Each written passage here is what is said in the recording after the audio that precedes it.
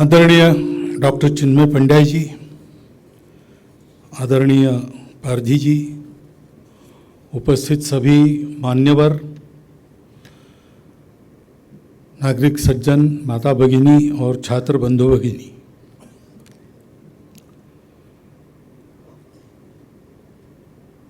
वसुधैव कुटुंबकम इस विषय पर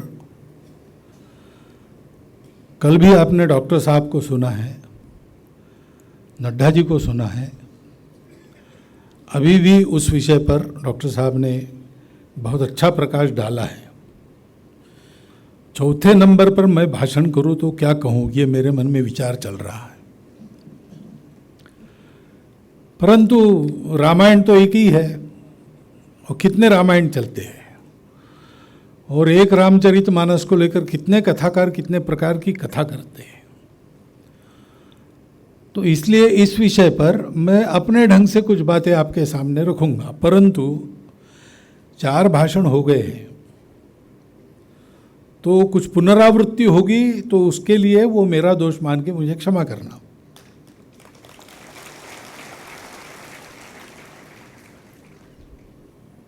भारत में उत्थान का जो भी प्रयास चलता है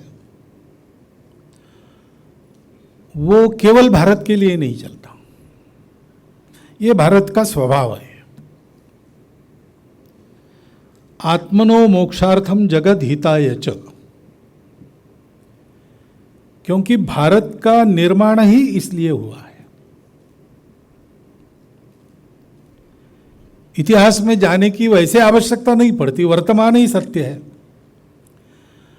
परंतु वर्तमान ऐसा क्यों है और हमको जो करना है वर्तमान में वो कैसे किया जाएगा, इसको जानने के लिए इतिहास को खंगालना ही पड़ता है। तो पूरे विश्व के इतिहास को हम देखते हैं। अभी वसुधैव कुटुंबकम हम कह रहे हैं, पूरा श्लोक भी डॉक्टर साहब ने बताया। अयम निजः परो वेति गणनाम लघु चेतसाम उदार चरितानाम तो वसुधैव कुटुंबकम। लेकिन प्रश्न ये मन में आता है कि ऐसा उदार चरित बनता कैसे है? ये मेरा, ये तुम्हारा, ये लघु चेतना मनुष्य में कहां से आती है, क्यों आती है? ऐसा जब विचार करते हैं तब ध्यान में आता है कि इसका कारण एक जीवन की अधूरी अनुभूति है। हम सब दुनिया में है, दुनिया को देख रहे हैं, अपने आप को भी देख रहे हैं। तो हमको तो यही दिखता है, आप अलग है, मैं अलग हूं। आप बैठे हैं, मैं खड़ा हूं, मैं बोल रहा हूं, आप चुप है। सब अलग अलग काम कर रहे हैं। भोजन का समय हो जाएगा, आप खाएंगे तो मेरा पेट नहीं भरेगा, मैं खाऊंगा तो आपका पेट नहीं भरेगा। सब कुछ अलग अलग है। इस दिखती हुई दुनिया को वैसा ही मानकर मानव समाज चल रहा था और उसका एक हिस्सा यहीं रुक गया, इसके आगे गया ही नहीं। उसने इसके आगे जाने की आवश्यकता नहीं समझी। तो कहानी अपने यहां आती है कि 2 समाज एक ही था, सारी मानवता एक है, लेकिन 2 प्रवृत्ति वाले लोग थे। एक जो अपनी सब प्रकार की शक्ति के आधार पर सारी दुनिया पर राज्य करना चाहते थे, हमारे अधीन सब कुछ हो जाए, जो हमारे अधीन रहेगा उसकी हम रक्षा करेंगे, नहीं रहेगा वो हमारी दया पर रहेगा तो रहेगा, जब हमारी मर्जी घूम जाएगी उसको हम नष्ट भी कर सकते हैं। ये अधिकार हमको किसने दिया? ये हमारी शक्ति है। किसी को इस अधिकार को चुनौती देनी है तो शक्ति के बल पर हमको परास्त करके दिखाए। हम सब बातों के ऊपर है। ऐसी प्रवृत्ति वाले मनुष्य रहते ही है। और दूसरे भी पुरुषार्थी तो ऐसे ही थे, लेकिन ये सोचते थे कि भाई अपना मनुष्य का जीवन है, जैसा राजा रणधीर ने कहा वैसा वो सोचते थे कि हमारा जीवन केवल यशस्वी होने से फायदा नहीं, उपयोगी भी होना चाहिए। सक्सेसफुलनेस ये महत्व की बात नहीं, मीनिंगफुलनेस ये महत्व की बात है। और इसलिए जब इन दोनों को अनुभव हुआ कि भौतिक जगत में सारा पुरुषार्थ कर लिया, सब खंगाल लिया, सबको जान लिया, सब अपने अधीन कर लिया, अपने कला कौशल से, बुद्धि कौशल से, शक्ति से, सब बातों से, दोनों इस प्रकार के प्रवृत्त जो लोग थे भौतिक सुख की परमावधि पर थे, कोई कमी नहीं थी, परंतु मन में समाधान नहीं था। वो ध्यान में आता था, जब भौतिक सुख सुविधाएं हाथ जोड़कर सेवा के लिए हाजिर है और मन में संतोष नहीं है, तो फिर उन सुख सुविधाओं के आधार पर विकृतियां पैदा होती हैं। जैसे ऐसी सुख की परमावधि थी, भरपूर अन्न उपलब्ध था, तब कहा जाता है कि रोम के साम्राज्य में अंतिम दिनों में इस भूति की यानी सब कुछ उपलब्ध होने की परमावधि के कारण लोग खूब खाते थे। खाकर समाधान तो नहीं होता था, लेकिन पेट भर जाता था, तो गले में उंगली डालकर उल्टी करते थे, फिर आकर खाते थे। ऐसी विचित्र प्रवृत्तियां उत्पन्न होती है। तो दोनों के जो नेता थे, एक का विरोचन था, उनको असुर कहते थे उस समय, असुरराज विरोचन, और दूसरों को देव कहते थे। हमारा देव संस्कृति विश्वविद्यालय है ना, वो देव संस्कृति क्या है उसका उद्गम इस कथा में है। तो ये दोनों चिंतित हो गए कि ये तो ठीक नहीं है, सुख के बाद क्रम में शांति आती है, समाधान आता है, लेकिन तो उल्टा हो रहा है, विकृति आ रही। तो अपने अपने गुरु के पास गए कि क्या करें, समाधान नहीं है, शांति नहीं है। तो इंद्र को बृहस्पति जी ने बताया और विरोचन को शुक्राचार्य महाराज ने बताया कि देखो ब्रह्मा जी के पास जाओ, उनके पास आत्मविद्या है, आत्मा को जानना चाहिए। आत्मा को जानने से कुछ भी जानना शेष नहीं रहता, और आत्मा को पाने से कुछ भी पाना शेष नहीं रहता। फिर मनुष्य शांत संतुष्ट हो जाता है। तो विद्या सीख के आओ। तो दोनों वलकल पहन के हाथ में समिधा लेकर शिष्य भाव से निकले, रास्ते में कहीं मिले, साथ चले, ब्रह्मा जी के यहाँ पहुँच गए। ब्रह्मा जी ध्यान में थे, ब्रह्मा जी के लिए समिधाएँ लाई थी। उस समय गुरु की अपेक्षा इससे ज़्यादा नहीं रहती थी। मेरा जो यज्ञ कार्य चल रहा है उसमें तुम समिधा लाओ या समिधा बनो। सिखाते काहे को है? सिखाते इसलिए है कि जो सिखाया उसका उत्तम उपयोग कैसे करना, ये सब मानवों को तुम्हारे द्वारा पता चले, यही गुरु दक्षिणा है, इससे ज़्यादा कुछ नहीं चाहिए। तो समिधाएँ लाई थी, वो रख दी, कोने में बैठ गए ब्रह्मा जी के जागने की राह देखते हुए। ध्यान से जब बाहर आए ब्रह्मा जी, देखा दोनों वलकल पहने बैठे और समिधाएँ कोने में रखी है। उन्होंने कहा अच्छा हुआ, कुछ सीखने के लिए आप लोग आए हो, समिधाएँ भी लाई है, तो बताओ क्या सीखना है। तो उन्होंने कहा कि हमको तो आत्मा को देखना है, क्योंकि उसको देखने के बाद कुछ भी और देखने की इच्छा नहीं होती, उसको पाने के बाद कुछ और पाने की इच्छा नहीं होती। वो शाश्वत है, अजर है, अमर है, इसलिए संतोष मिलता है, समाधान मिलता है, अमरत्व का लाभ होता है। तो ब्रह्मा जी ने कहा अरे भाई तुम देखना चाहते हो तो कैसे देखोगे, कैसे देखते हो? उनका आँखों से देखते हैं। तो बोले नहीं, तुम्हारी आंखें तो यंत्र है, वो दिखाती है, लेकिन उसमें जो देखने वाला बैठा है वो समझता है। तो आँखों में देखने वाला कौन है इसका पता लगाओ। तो दोनों का ये तो बहुत आसान बात है। दोनों झट खड़े हो गए और एक दूसरे की आंखों में आंखें डालकर देखने लगे, खोजने लगे वहाँ कौन है। तो आंखों में आंखें डालेंगे तो अपने आप प्रतिबिंब दिखा ना, आँख तो दर्पण है। तो उन्होंने कहा हमको तो हमारा ही प्रतिबिंब दिख रहा है। क्या ये ऐसा ही है? हम दर्पण में दिखते तब भी हम इसी को देखते हैं, हम पानी में देखते तब भी हम इसी को देखते हैं, वह और यह समान है। तो ब्रह्मा जी को ध्यान में आया कि अभी मेरी बात समझने की इनकी योग्यता नहीं है, मैंने जो बताया वो उल्टा समझ गया। तो इसलिए इन्होंने कहा होगा परीक्षा करो। तो इन्होंने मान लिया कि हमको आत्मा मिल गया, यही आत्मा है, हम ही आसमां पे है खुदा और जमी पे हम, हाड़ मास के हम, इसी को बड़ा करो, इसी को बलवान बनाओ, इसी को प्रभु बनाओ, इसी में भलाई है।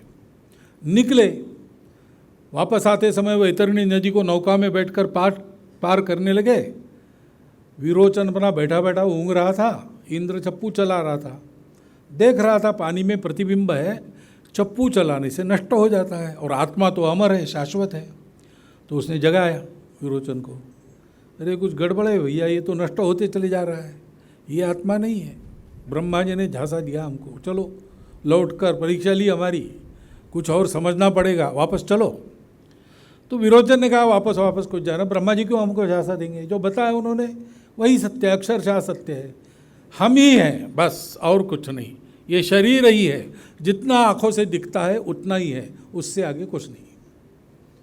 विरोचन वापस नहीं गया, इंद्र वापस गया और 10 प्रकार की पहेलियां बुझाकर अंत में उसने आत्मा को प्राप्त किया।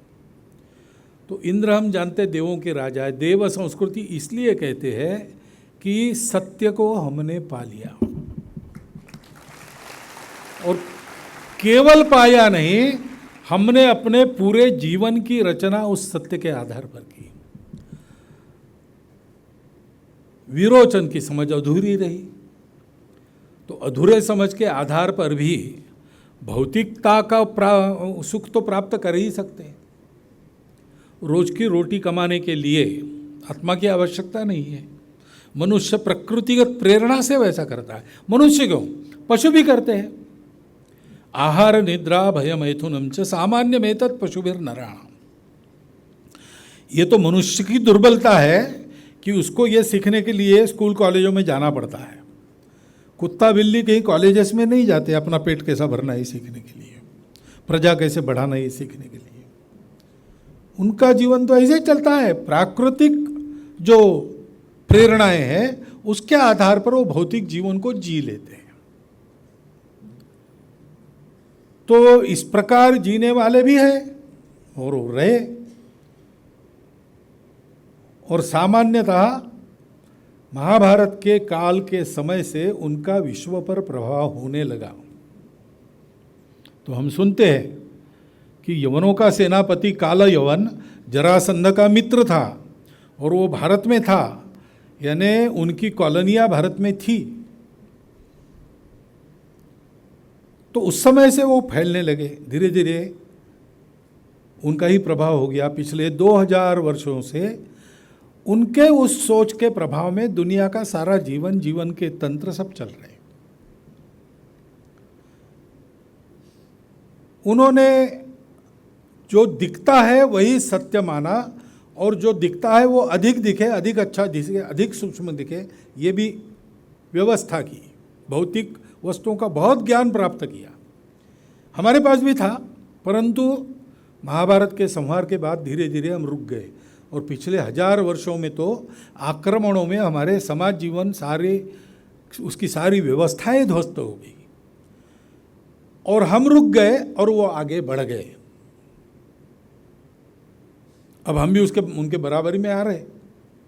नड्डा जी ने चांद्रयान का उल्लेख किया ही है, अलग से उल्लेख करने की आवश्यकता नहीं, हम सबके मन में उसका आनंद है। कौन सा आनंद है? तो हम दुनिया से पीछे नहीं है, बल्कि हम दुनिया से अब आगे बढ़ गए हैं। दक्षिण ध्रुव पर हम पहली बार गए। विश्व में बढ़ता हुआ आर्थिक सत्ता हमारा देश है, परंतु ये सारा जो भौतिक यश है उसमें हम पीछे अब तो नहीं है और आगे बढ़ेंगे। हम उसमें भी हम नेतृत्व करेंगे।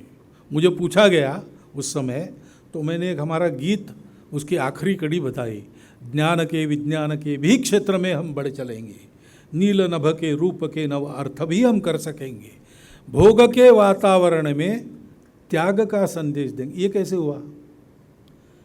क्योंकि ज्ञान के विज्ञान के क्षेत्र में जो बढ़ गए हैं, नील नभ के रूप के नव अर्थ जिन्होंने प्रचलित किए हैं, प्राप्त किए अपने तपस्या से, उनकी भी तपस्या है, उन्होंने त्याग का संदेश नहीं दिया।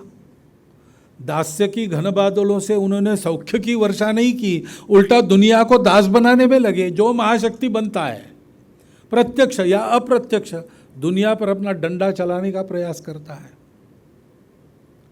ऐसा क्यों हुआ? उसका कारण उनके ज्ञान का ये अधूरापन है। उस अधूरेपन के कारण वो सबको अलग मानते हैं।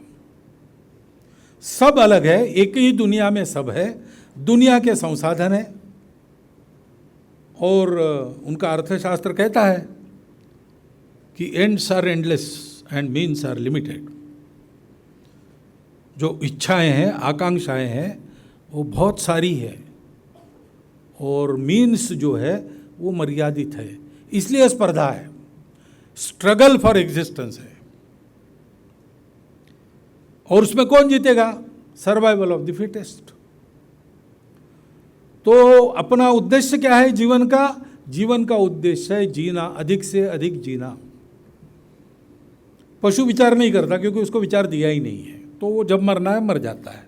उसको क्यों जन्मा मैं मालूम नहीं, मरता क्यों मालूम नहीं, लेकिन मनुष्य विचार करता है। तो वो कहता है कि जीवन बड़ा अच्छा है, भौतिक सुख वो सुख का उपभोग लेने का सामर्थ्य बढ़ना चाहिए, वो कभी ख़त्म नहीं होना चाहिए, और लंबा समय मिलना चाहिए। बने तो अमर हो जाए तो अच्छा रहेगा। तो इसी का प्रयास करो, और जीना है, यही उद्देश्य है, मरना नहीं है। तो सबका उपयोग करो, बाकी सब अलग है। तुम्हारे जीने का सवाल है, बाकी सबके जीने का सवाल नहीं है। तो जिससे बाकी सब मर भी जाए लेकिन तुम जियो, तो तुम वही उपाय करो। तुम ये विचार मत करो बाकी लोगों का क्या होगा, तुमको जीना है, क्योंकि तुम ही हो। अब ये तो अनुभव हम सब लेते हैं। हमारे यहाँ भी ये कथा है, हम ही है और कौन है। राजा जनक सोए थे, रात में सपना आया उनको कि उनके राज्य में राज्य क्रांति हो गई। शत्रु ने महारानी को, पुत्र को भगा दिया, जनक को गिरफ्तार कर लिया। दूसरे दिन दरबार में सजा सुनाई कि आज शाम तक इस राज्य की सीमा से तुम बाहर हो जाओ, नहीं तो तुमको मार देंगे। और ढिंडोरा पिटवा दिया कि जनक राजा बाहर जा रहा है, रास्ते में उसकी बिल्कुल मदद नहीं करना। अब बेचारा वो घावों से भरा हुआ शरीर लेकर, थकी हुई सारी स्थिति लेकर दौड़ने लगा सीमा के पास। शाम के सूर्यास्त के पहले बाहर जाओ, नहीं तो मर जाओगे। धूल से भर गया, थकान और बढ़ गई, अशक्तता और आ गई, घाव तो रिश्ते ही रहे। जैसे तैसे सूर्यास्त के बाद पहुंचा सीमा के बाहर, देखता है छोटा सा जंगल, उसको पार किया। सामने एक अन्न छत्र था, रात हो गई थी, थका मांदा पहुंचा वहाँ। अन्न छत्र के अधिकारी को जाकर कहा कि दूर से आया हूँ, थका बहुत हूँ, भोजन। उसने कहा, अरे दुर्भागी प्राणी, तुम ऐसे समय पहुँचे जब हमने बर्तन मांजने के लिए भेज दिए। अब मैं कुछ नहीं कर सकता, रसोइये चले गए। तुम अब ऐसा करो, जहाँ बर्तन मांज रहे वहाँ जाओ, कुछ बर्तनों में बचा होगा तो देख लो। तो गए, तो भात की खुरचन एक बर्तन में थी, उसको खुरच खुरच कर एक अंजुली भर जमा किया। और अब खाना है तो पानी के पास, तो कुएं के पास आ गए बैठने के लिए। उसमें रात को एक चील घूम रही थी, वो भी दिन भर की भूखी थी। उसने आके झपट्टा मार के वो सारा भात इनके हाथ से उठा लिया। अब ये क्या करेंगे? निराशा से, दुख से, वेदना से जोर से चिल्लाए और जग गए। जग गए तो देखते क्या है, गद्दे, तकिया, मसनद सब लगा है, आराम से सो रहे, पंखा जलने वाली दास दासियां हैं, शीतल जल रखा है, सारी सुविधा है। वो दौड़ के आए, सब पूछने लगे, महाराज क्या हुआ, क्यों चिल्लाए?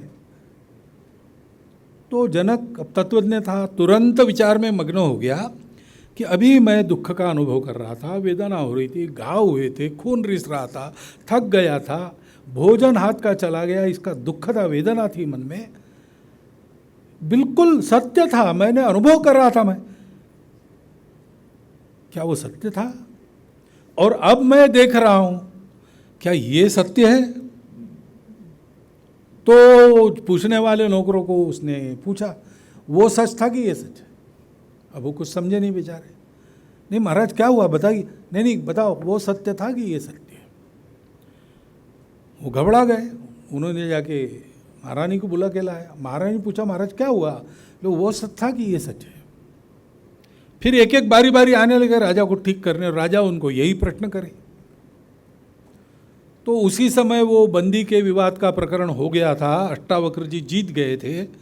जाने के पहले कुछ दिन रुके थे, तो वो थे, उनको बुला के लाया किसी ने, सबसे विद्वान शास्त्रार्थ जीते हुए, कि राजा को अचानक क्या होगा, पागल हो गए, क्या है। वैद्य कर रहे कि पागलपन का कोई लक्षण नहीं है, ये जिज्ञासा है, लेकिन जिज्ञासा का है पता ही नहीं चलता, आप जरा आइए। तो अष्टावक्र गए, उन्होंने पूछा राजा को क्या हुआ महाराज, वो सच है कि ये सच है। तो उन्होंने कहा वो क्या है और ये क्या है पहले बताओ। तो राजा ने कहानी बताई। तो अष्टावक्र ने कहा कि देखो अभी तुम यहाँ हो, ये दास दासी चिंतित है तुम्हारे स्वास्थ्य के लिए, सब प्रकार की सेवा प्रस्तुत करने के लिए तैयार है, किसी बात की तुमको कमी नहीं, दुख का कोई लवलेश मन में रखने का कारण नहीं। ये तब था क्या? उसने कहा नहीं था। तो बोले ये असत्य है, आज है तब नहीं है, तो वो शाश्वत नहीं है, ये सत्य नहीं है। सत्य तो शाश्वत होना चाहिए। अब ये बताओ, वो स्वप्न में तुम ये सब भोग रहे थे और चिल्ला रहे थे, दुख था मन में, उबल रहा था, उस समय वो अभी है क्या? तो बोले नहीं है। तो बोले वो भी गलत है, ये सच है कि वो सच है? वो भी सच नहीं, ये भी सच नहीं। लेकिन ये बताओ कि उस सपन में तुम थे कि नहीं? अनुभव लेने वाले कौन थे? हाँ मैं था। हाँ तो बोले तुम हो, और आज अभी तो मैं हूँ। तो बोले फिर तुम सत्य हो केवल, बाकी कुछ नहीं। तो हमारे यहां भी ये मानते ही है, परंतु मनुष्य सत्य है यानी क्या क्या सत्य है? शरीर सत्य है क्या? मन सत्य है क्या? शरीर को रसगुल्ला खाना है, 60 खाए, अब रसगुल्ला तो वही है, लेकिन खाए तो मिचली करती है। अब क्या हो गया? वो शरीर की आशा, वो स्ट्रेटजी कि अब मन जो कह रहा है, उब गया है, उल्टी करना चाहता है, वो सत्य है। किसी ने कहा और 20 खाओगे तो खिलाऊंगा, लेकिन एक खाओगे तो एक जूता लगाऊंगा सबके सामने, तैयार हो तो देता हूं। मन कहता नहीं नहीं ये नहीं चाहिए। अरे तुम्हारी भूख सत्य है कि तुम्हारा अपमान सत्य है?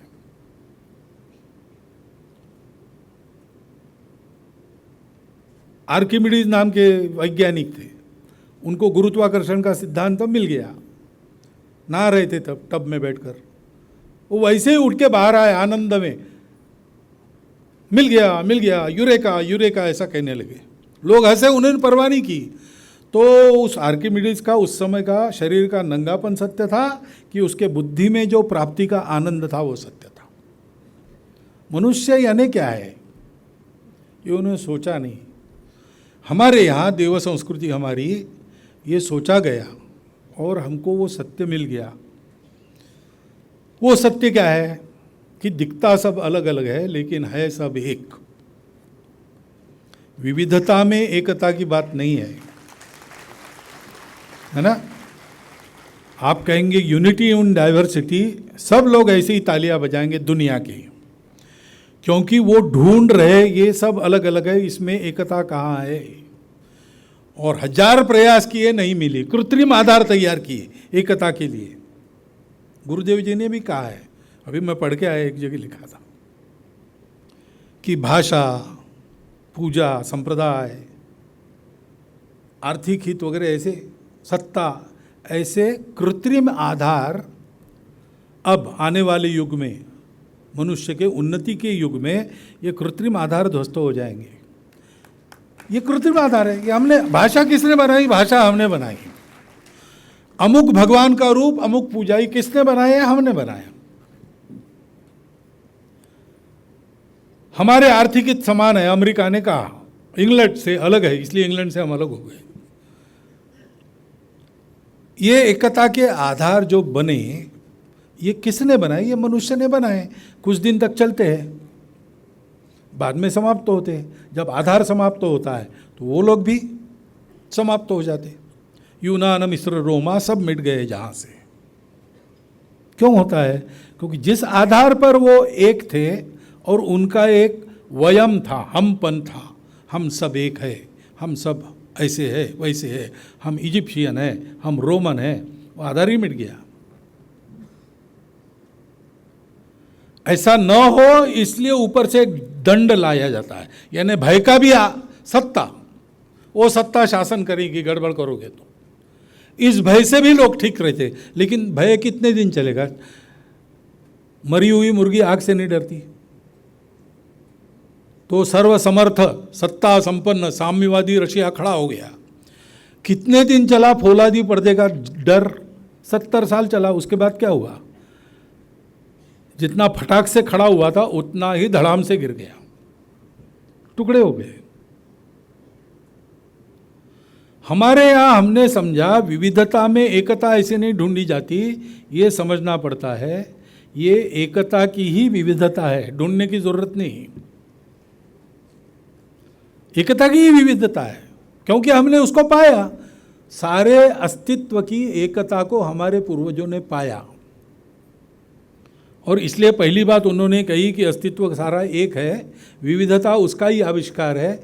विविधता का द्वेष मत करो, विविधता से शत्रुता मत करो, उल्टा उसका स्वीकार करो, उसका उत्सव करो, जय जयकार करो और सब विविधताओं को साथ लेकर उनको न मिटाते हुए एक बनकर रहो। क्योंकि एकता का आधार वो विविधता के कुछ पहलू नहीं है, एकता का आधार है उसके मूल में जो एकत्व है, एक तत्व है जिसके ये सारे आविष्कार है, वो तत्व उसको जानो। तुम्हारा जीवन उसको जानने के लिए, उसको जानोगे तो शाश्वत सुख संतोष मिलेगा। भौतिकता के अंधेरे में भटकोगे तो गर्त में चले जाओगे। लेकिन ध्यान रखना, जाना तुमको भौतिकता में से ही आध्यात्मिकता की तरफ है, इसलिए भौतिकता का पूर्ण त्याग भी मत करो, उसको भी जान लो। गुरुदेव ने कहीं लिखा हुआ, बस स्टिकर देख के आया हूं मैं अभी, अविद्यया मृत्युम तीर्थवा विद्ययामृतम अश्नुते। ईशावास्योपनिषद में है, जो केवल अविद्या की उपासना करते हैं वो अंधकार की गर्त में फंसते हैं, जो केवल विद्या की उपासना करते हैं वो उससे ज्यादा अंधकार में फंसते हैं। जीवन जीना कैसे है?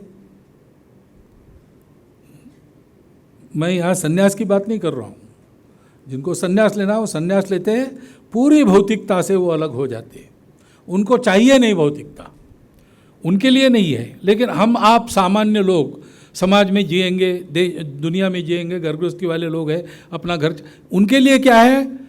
भौतिकता को जान लो और जीवन में जो खतरे होते, भय होते, मृत्यु का भय होता है, अनेक आसमानी सुल्तानी आपत्तियों का डर होता है, उससे पार हो जाओ, उससे सुरक्षित हो जाओ। लेकिन इससे नहीं रहेगा। विद्या के द्वारा अमरत्व को प्राप्त करो, विद्या के प्रकाश में अविद्या को उपयोग करो। यह एक संतुलित तरीका हमारे यहां बताया। यह कहा कि विविधता स्वाभाविक है, उसको जानने के बाद उस तत्व को भी उसका वर्णन आप करने जाओगे तो वो तो शब्दों की विचार की पकड़ में नहीं आता। बुद्धि के परे यो बुद्धे परसस्तु सा, तो आप तो अपने बुद्धि में मर्यादित हो। तो विज्ञान भी आज मानता है ना, अपना जो दिमाग है उसमें एक सॉफ्टवेयर फिक्स्ड है, हमारे डीएनए से आता है। वो सॉफ्टवेयर हमको जो दिखाता है वही हम देखते हैं। हम आप रंग, सफ़ेद कपड़ा, केसरी कपड़ा, हमारे अलग अलग रंग के ये ऐसे रंग दिख रहे हैं मुझे, लेकिन कुछ एक्सीडेंट हो जाए, मेरे ब्रेन का ऑपरेशन करना पड़े और जहाँ ये सॉफ्टवेयर है वो भाग निकालना पड़े, तो मुझे सब लोग एक ही रंग के दिखेंगे। मैं सातों रंग और उनके उपरंग देख सकता हूँ मनुष्य के नाते। मेरा कुत्ता अगर है तो वो दो ही रंग देखता है, ब्लैक एंड वाइट। मेरे घर में मुर्गियां पलती है तो मुर्गी 3 ही रंग देख सकती है, क्योंकि सॉफ्टवेयर वैसा ही है। उनको चौथा रंग बताओ आपके लिए गलत बात है। कभी किसी ने देखा है क्या?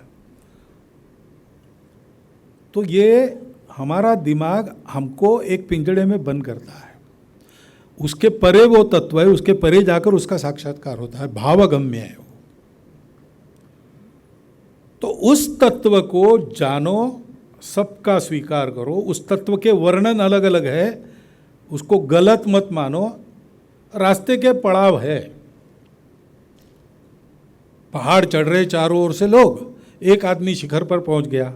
जो चढ़ रहे थे वो आपस में बात कर रहे थे, ये अपना रास्ता अच्छा है भाई, वो तो गलत चढ़ रहे, उधर से चढ़ रहे, हम इधर से पूरब की ओर जा रहे हैं, वो उधर से पश्चिम की ओर आ रहे। कैसे पूरब के ओर जाने से मिलेगा ना शिखर, पश्चिम की ओर जाने से कैसे मिलेगा? कोई बोलते हैं, कोई बोलते नहीं है, कोई बोलने के बाद उनको कहते सुधरो बदलो, कोई ज़बरदस्ती उनका रास्ता बदलने का करते हैं, कोई जो नहीं बदलते उनको वहीं मारपीट करके भगा देते हैं। इतना डिग्री का फर्क है। लेकिन जो ऊपर पहुंचा वो देख रहा है ऊपर से कि सब लोग अनेक दिशाओं से चढ़ रहे हैं, वो यहीं पर आने वाले हैं। हम उस शिखर पर पहुंचे, इसलिए हमने बताया कि जाके रही भावना जैसी, प्रभु मुहूर्त तिन देखी तैसी, एकम सद विप्राह बहुधा वदन्ति। और फिर हमने सोचा कि ये आत्मा ही परमात्मा ही, ये सत्य सर्वत्र है और वही है, बाकी तो आविष्कार है, वो बदलते रहते, वो शाश्वत नहीं है। ये तत्व शाश्वत है, वही सत्यता है, वही रियलिटी है। इसका मतलब है कि दुनिया में जितनी विविधता देखते हैं हम, उसके साथ हमारा आत्मीय संबंध है।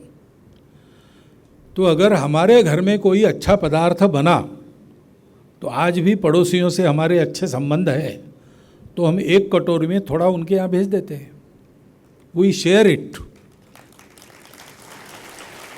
We share it. अयम निज परो वेति, ऐसा विचार वहाँ नहीं करते, क्योंकि अब ये लघु चेतना नहीं रही। ये तो एक विशाल तत्व के आविष्कार में अपने अहंकार को भुलाकर यह विश्व ही मेरा घर है, यह सब चराचर मैं ही हूं,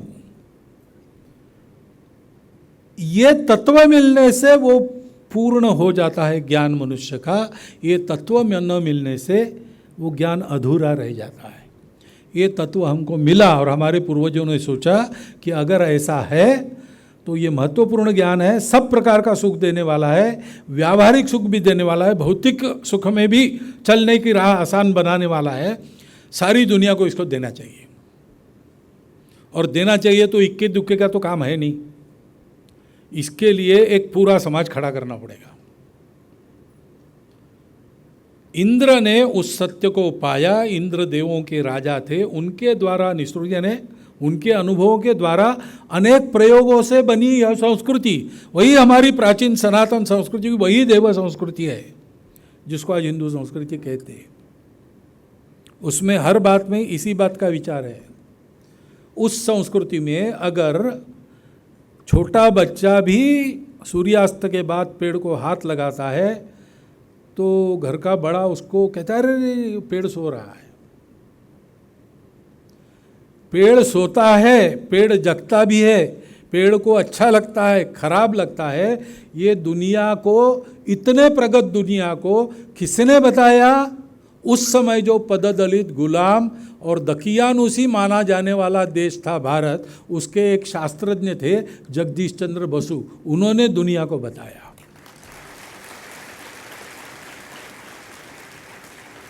ये हमारा प्राचीन ज्ञान है। हम मानते हैं कि ये दुनिया मैं ही हूँ। ज्ञानेश्वर महाराज हो गए, उनकी मराठी में एक ओवी है, हे विश्वची माझे घर, ऐशी जयाची मती स्थिर, किंबहुना चराचर आपणची जाहला। ये विश्व ही मेरा घर है, ऐसी बुद्धि में स्थिर हो गया है। अब उसमें कोई शंका वगैरह नहीं, ऐसे ही देखता है, ऐसे ही बोलता है, ऐसे ही सोचता है, ऐसे ही करता है। सारा चराचर वो स्वयं ही हो गया। ये बात हमारी है, और इसलिए यूनान मिस्र रोमा सब मिट गए जहाँ से। कुछ बात है कि हस्ती मिटती नहीं हमारी, क्योंकि हम इस तत्व पर खड़े हैं। भारत तेज का उपासक, गायत्री परिवार गायत्री मंत्र देता है, तत्सवितुर्वरेण्यम भर्गो देवस्य धीमहि धियो यो नः प्रचोदयात्। ये क्या उपासना है? ये तेज की उपासना है। तमसोमा ज्योतिर्गमय मृत्योर्मा अमृतम गमय, असतो मा सद्गमय। इस यात्रा को करने वाले हम लोग हो गए। हमने सारी दुनिया को कभी भी कष्ट नहीं दिया, सर्वत्र गए, ज्ञान दिया, सभ्यता दी, अच्छा बनाया मनुष्य को। साम्राज्य लूटे नहीं, साम्राज्य जीते नहीं, दुष्टता का नाश किया, लेकिन विश्व को बचाने के लिए हमने हलाल प्राशन किया। आज सोमवार है, उस शिवजी महाराज के हम वंशज है, और इसलिए हमारे यहाँ ये शिक्षा है। और ये शिक्षा देने कैसे, ये क्लास लेकर तो होता नहीं। भाषण में ऐसे करूँगा, आप मेरे से ज़्यादा अच्छा भाषण करोगे, लेकिन भाषणों से दुनिया नहीं बनती। ये भाषण हम ही नहीं करते केवल, अभी दुनिया को तो ध्यान में आ रहा है कि ऐसा होना चाहिए। ध्यान में नहीं आता था तब भी वो यही बात करते थे, लेकिन होते कहते ग्लोबल मार्केट बनाना है, क्योंकि संबंध क्या है हमारा, हम अलग अलग है। तो सौदा करो, जो मेरे उपयोगी है मैं उनका भला करूँगा, मेरे उपयोगी नहीं है उनके साथ स्पर्धा करूँगा, उनको जीतूंगा, पीटूंगा, मारूंगा भी। और इसलिए 2000 साल से उन्होंने भी प्रयोग किए, सारी दुनिया में शांति हो, कलह मिट जाए, मिलकर चले प्रगति के लिए, लेकिन उनको यश नहीं मिला। और आज तो प्रामाणिकता पर ही प्रश्न चिन्ह खड़ा है उनके। सब लोग एक तत्वज्ञान देते हैं, अब एक तत्वज्ञान ऐसा दिया गया, पूर्णतः जड़वादी उपभोगवादी तत्वज्ञान, और कहा कि बस दो ही है, जिनके पास है, जिनके पास नहीं है। नहीं हो को बहुत चूसा गया, अब उनको उठना चाहिए और अपना राज स्थापन करना चाहिए। ये होने के बाद सब सुखी होंगे, सबको अपनी आवश्यकता के अनुसार मिलेगा, सबका परिश्रम उनकी शक्ति के अनुसार लिया जाएगा, और राज्यवादी की कोई ज़रूरत नहीं रहेगी। लेकिन क्या हुआ, ऐसा नहीं हुआ। दुनिया को एक राज्य बनाने वाले स्वयं अनेक राज्यों में विभक्त हो गए। अब एक ही अपने आप को नाम के लिए वैसा कहने वाला बचा है, उसका भी क्या होगा कि बता नहीं सकते। लेकिन उनकी ये गति हुई क्योंकि उन्होंने ये आधार लिया नहीं जो सत्य आधार है। हमने ये आधार लिया, इसलिए हमारे यहाँ बीच में भी कहते हैं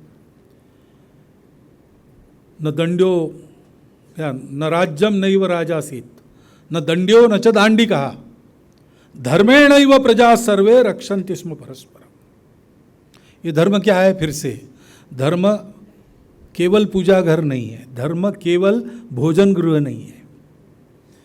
हमारी एक गलती ये हो गई, पिछले 1000 वर्षों में हमने अपने धर्म को पूजा घर और भोजन घर में बंदिस्त कर लिया। धर्म का स्पष्ट वर्णन हमारी परंपरा में है। धर्म के 4 पैर है, सत्य, करुणा, शुचिता, तपस। जिसको भी आप धर्म मानते हो वो इनकी चौखट में बैठना चाहिए। इसके बाहर है तो वो अधर्म है। चाहे आप परंपरा से करते आ रहे हो, आप परंपरा से मानते हो छुआछूत ठीक है, लेकिन वो अधर्म है, उसमें करुणा नहीं है, सत्य से भी प्रताड़ना है। हाँ, हमको उस चौखट में खड़ा होना पड़ेगा। जो हमारे पूर्वजों ने किया, दुनिया को ये देना है, उन्होंने हमारे समाज को तैयार किया। कैसे तैयार किया? उन्होंने छोटे छोटे प्रशिक्षण के केंद्र खड़े किए। इतना बड़ा देश, उस समय जनसंख्या तो इतनी नहीं थी, लेकिन लंबाई चौड़ाई तो यही थी। मानस सरोवर के उत्तर से यानी तिब्बत के चीन की तरफ ढलान से श्रीलंका के दक्षिण तक, और काबुल जाबुल की पश्चिम से चिंदविन नदी की पूरब तक हम ही थे।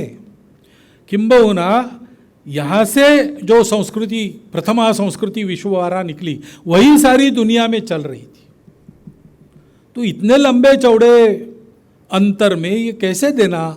तो जहाँ लोग थे वहाँ छोटे छोटे यूनिट्स में इसका ट्रेनिंग देना। वो यूनिट्स बनाए गए, वो भी संबंधों के आधार पर बनाए गए, सौदे के आधार पर नहीं। विवाह संबंधों के आधार पर परिवार बने। कब बने? कोई पॉइंट ऑफ टाइम जरूर होगा, क्योंकि एक यम यमी सूक्त है वेदों में। उसमें यम की बहन यमी, उसको यम समझाता है कि पुरुषों को केवल पुरुष के नाते मत देखो, पुरुषों ने महिला को केवल महिला के नाते नहीं देखना चाहिए। ये तो उपभोग का संबंध हुआ। कोई भाई होता है, कोई पिता होता है, कोई पुत्र होता है, कोई भगिनी होती है, कोई सास होती है, कोई बहू होती है, कोई पुत्री होती है। तो ये संबंध है। संबंधों के आधार पर संयम है। संयम के आधार पर जीना है। स्वार्थ के लिए नहीं जीना है। कुटुंब में जीना है तो कुटुंब के लिए जीते हैं लोग। हमारे यहाँ सारे मूल्य इसी से आए। ये जो इतना बड़ा धर्म है अपना, इतना बड़ा तत्वज्ञान है, ईशावास्योपनिषद में जो थोड़े में कहा गया है, चारों वेदों ने जिसका बयान किया है, सारे संतों ने जिसका उपदेश किया है, चतुर्वेदा पुराणानि सर्वोपनिषदस्तथा रामायणम भारतम च गीता सद्दर्शनानि च जैनागमास्त्रिपिटका गुरु ग्रंथ सतांगिरा एष ज्ञान निधि। इतना बड़ा विशाल ज्ञान निधि इसने जो बताया है वो केवल विद्वानों को पता है क्या? नहीं, विद्वानों के पास शब्द है, विद्वानों के पास अवतरण उद्धरण है, लेकिन हमारे सुदूर जंगल में छोटा से एक जमीन के टुकड़े पर खेती करके चलने वाले परिवार की बुढ़िया भी इसको जानती है। वो अपने शब्दों में कहती, अपने शब्दों में कहती। उसका पोता आके कहता है, दादी वो पैसा तुमने दिया था वो गुम हो गया, तो वो उसका सांत्वन करती है, चलो बेटा गुम गया तो गुम गया, पैसा तो मुर्गी भी नहीं खाती। पश्चिम के उच्चतम विद्वान को भी ये वाक्य कभी नहीं सूझेगा। पैसा तो मुर्गी भी नहीं खाती। रिक्शा वाला कहता है अगर खुदरा नहीं है तो, अरे भाई नहीं, अच्छा जान लीजिए साहब, पैसा तो मुर्गी भी नहीं खाती। पेड़ों को हाथ मत लगाओ। कितनी ऐसी बातें। घर के सामने मांगने वाला आ गया, उसको देना है, खाली हाथ नहीं भेजना है, और जो देना है घर के बच्चों से देना है, ताकि वो समझे मेरे घर में जो भरा है वो केवल हमारे घर वालों के लिए नहीं है। कोई भी आता है, वो परिचित भी नहीं है, वास्तव में उसको चाहिए कि एक लोट ये चावल एक एक कटोरी जमा करके बाद में बेचेगा बाजार में, मुझे नहीं पता, लेकिन उसको देना है, क्योंकि ये हमारा नहीं है। मैं मेरा से ऊपर चला जाता है। और ये कैसे होता है? वो भाषण नहीं सुनता, उसको पढ़ना नहीं आता, लेकिन उसके सामने एक व्यवहार खड़ा होता है। वो देखता है कि अपने घर में बड़े हैं, छोटे हैं, मेरे से बुद्धिमान है, मेरे से कम बुद्धिमान है, मेरे से शक्तिवान है, मेरे से दुर्बल है, लेकिन हम एक घर के, हम एक दूसरे के लिए जीते हैं। तो ये कुटुंब की कल्पना, इसलिए हमने कहा वहाँ फैमिली है, वन फैमिली वगैरह कहते हैं, लेकिन फैमिली का कंसेप्ट 300 साल से वहाँ ध्वस्त होते चला रहा है। आज तो पूरा ध्वस्त हो गया, क्योंकि वही जो प्रचंड भौतिकवादी रचना है, अभी उसका प्रभाव वहाँ से हटा नहीं है। और वो लोग सोचते कि जितना कुछ मंगल है, पवित्र है, चला आ रहा है, उसको पूर्णतः ध्वस्त करके मनुष्य को पशु बनाकर खड़े करे बिना दुनिया स्वतंत्र नहीं होगी। तो न्याय कौन सा चलेगा? जंगल का न्याय चलेगा, जिसकी लाठी उसकी भैंस। न्याय शब्द का अर्थ ही नहीं हुआ। न्याय तब होता है जब सत्य, करुणा, शुचिता, तपस वाला धर्म वो चलता है। ये सब धर्म है। कुटुंब अपना धर्म पर चलता है। उसमें ये संस्कारों के कारण, संस्कृति के कारण हम मानते हैं अपना कर्तव्य है।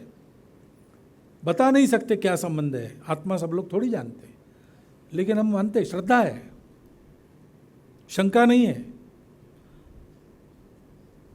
आप्त लोगों ने जो बताया है, जो हमारा हित चाहते हैं और जिनको कोई अपना स्वार्थ नहीं, उन्होंने बताया है, वो मानना है, उसको करके देखना है।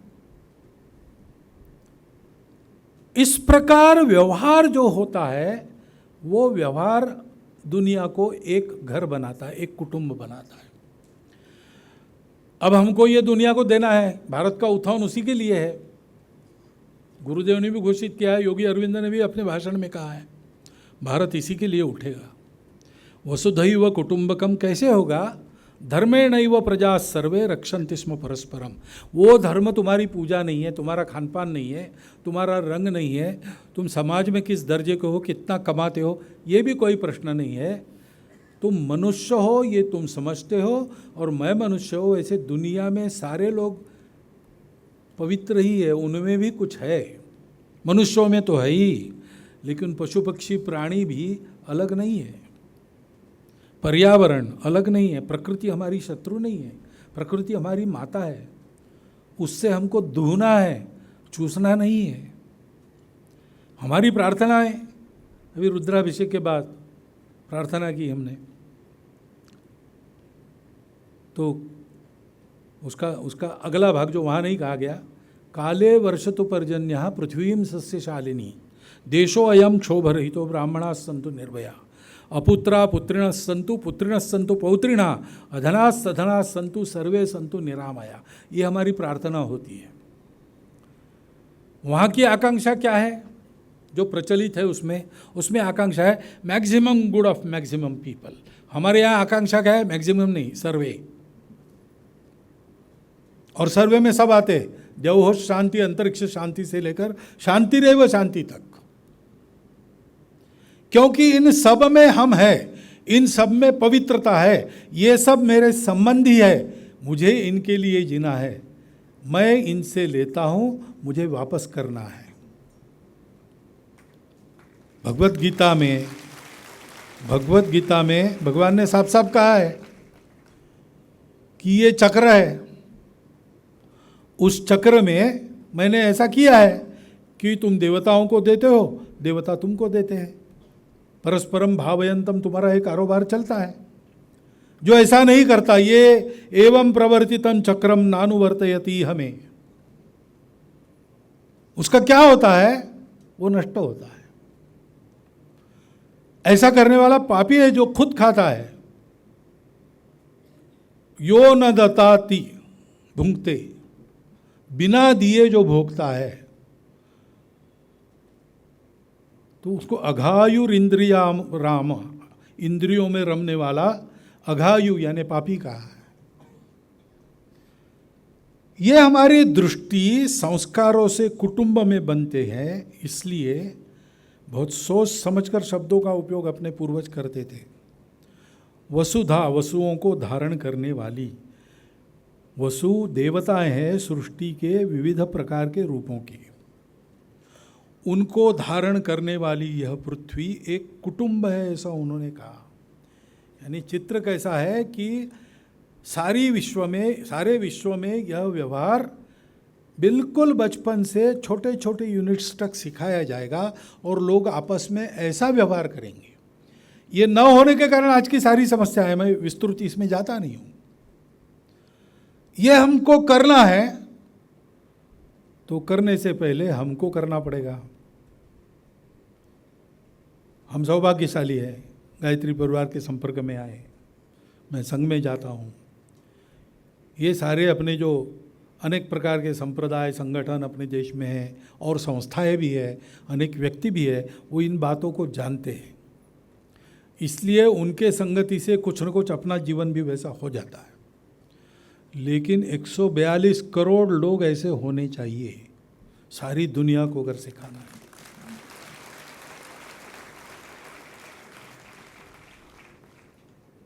तो हमारे यहाँ अभी हुआ G20, उसमें C20 नागपुर में हुआ था। तो नागपुर में अमृतानंदमयी माता जी अध्यक्षता कर रही थी, कैलाश सत्यार्थी जी आए थे। उन्होंने विषय रखा वहाँ कि आप लोग ग्लोबलाइजेशन वगैरह की बात करते हो, अर्थव्यवस्था का ग्लोबलाइजेशन, ऐसा पहले करुणा का ग्लोबलाइजेशन करो, कंपैशन, ग्लोबलाइजेशन ऑफ कंपैशन, क्योंकि सत्य तो है, एक ही तत्व है, वो कहीं जाता वाता नहीं, बाकी तो चलता है। मरते मिटते हैं फिर से उपजते हैं, मरते मिटते हैं फिर से उपजते हैं, इसलिए उसका शोक मत करो। लेकिन ये तो पत्थर दिल की बात हो गई ना। ठीक है, मेरा मैं नहीं करूँगा, लेकिन दूसरे को किसी को हो रहा है तो मैं दुख निवारण का प्रयास करूँगा कि नहीं। इसलिए राजा रंतिदेव ने कहा कि मुझे वो मोक्षोक्ष नहीं चाहिए, इसकी व्यवस्था चाहिए, वो मैं करूँगा। तथागत ने कहा कि बहुत पचड़े में मत पड़ो तत्व ज्ञान के, तुम कैसे दुख मुक्त होंगे इसका विचार करो, वो साधना करो और अन्य लोगों के दुख दूर करो। तो ये हमने लिया है, उसके अनुसार हमको करना पड़ेगा, हमको पहले तैयार होना पड़ेगा और इस दुख निवारण के तरफ जाना पड़ेगा। उसका आधार करुणा है। करुणा है यानी अपनापन है, नहीं तो करुणा रहती ही नहीं। प्रेम है, करुणा है, ये सारे एक ही गुण संपदा के अनेक पहलू हैं। उसके आधार पर हमको अपने समाज को पहले तैयार करना पड़ेगा। तो हमारे बोलने के पीछे एक जीवन खड़ा हो जाएगा, उस जीवन को देख के लोग बदलेंगे। एतद्देश प्रसूतस्य सकाशादग्र जन्मना स्वम स्वम चरित्रम शिक्षेरन पृथिव्याम सर्वमानव। भाषण से नहीं होगा, सम्मेलन कर लिए उससे नहीं होगा, चार काम इधर उधर कार्यक्रम कर लिए उससे नहीं होगा। तो हम सबको मिलके 142 करोड़ के देश को इस जीवन में खड़ा करना पड़ेगा, तब वो तो विश्वगुरु कहलाएगा ही, लेकिन ये दुनिया भी एक नई सुखी सुंदर दुनिया बनेगी उसके संपर्क से। ऐसा ही भारत खड़ा होने के लिए उसका उत्थान हो रहा है। भारत का उत्थान भारत के अपने लिए नहीं है, विश्व के कल्याण के लिए भारत उठा है। ये जो सबको संतुलन देने वाला, सबका एक साथ हित साधने वाला, शरीर मन बुद्धि आत्मा सबकी उन्नति एक साथ कराने वाला, सबको जोड़कर भी सबकी पहचाने न मिटाने वाला जो धर्म है, धर्म तत्व है। ये धर्म वो धर्म ऐसा कहते लोग, लेकिन वो एक भ्रम है। एक ही धर्म है, जिन नियमों के आधार पर चलता है, बिखरता नहीं, टूटता नहीं, ऊपर उठता है, वो धर्म है। स्वभाव को भी धर्म कहते, कर्तव्यों को भी धर्म कहते, जिसके आधार पर धारणा होती है वो धर्म है। वो धर्म दुनिया को देने वाला भारत, ये हमको खड़ा करना है। वसुधैव कुटुंबकम, इस एक महावाक्य में इतने सारे अर्थ है, उनको हम समझे और अपने अपने कृति में हम स्वयं प्रवण होकर संपूर्ण समाज को इस उद्यम को लगाइए, क्योंकि भारत के अमर जीवित्व का यही प्रयोजन है। धन्यवाद।